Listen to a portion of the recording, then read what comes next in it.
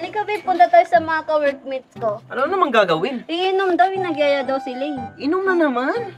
Oo, kasi reunion namin ngayon eh, syempre. Tara na. Nako.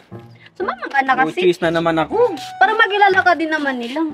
Pogi Beshi, ang gwapo ni Mark talaga. Kaya nga, ikakalik ko lang sa Instagram nyo kanina. Ang hot na. May iba tayo, Beshi. Ang tagal naman ng kaibigan natin na si Shai. Gagi, ano na pala sila? Ay, ayan na pala eh. Ay, gwapo naman ah. Ang boyfriend niya yan? Sa akin. Akin yan. Pare, dito tayo. Ay, dito tayo. Nakakaya naman to, Bi.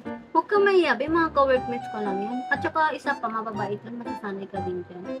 Ba't parang iba yung mga galawan nila? Lalaki ba talaga tong mga to? Lalo na yung isa, iba makatiting. Guys, ipapakilala ko pala yung boyfriend ko, si Anthony pa.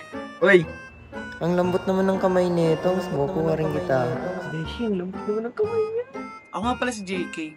Sa isang hawak at kinat ko lang, magiging akin ka rin. Be, Ba't iba ito yung mga galaw nila? Parang duda lang ako sa kanila. Hindi naman siguro, babe. Tignan mo naman, babe, lahat ng lalaki na sila dalawa.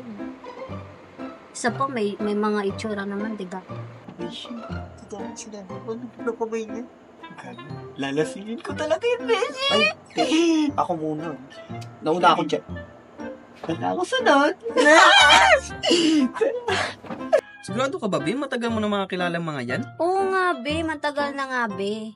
Tignan mo nga sila, lalaking-lalaki nga eh. Matatalo din kita dito, pare. Kaya nga. Seryoso?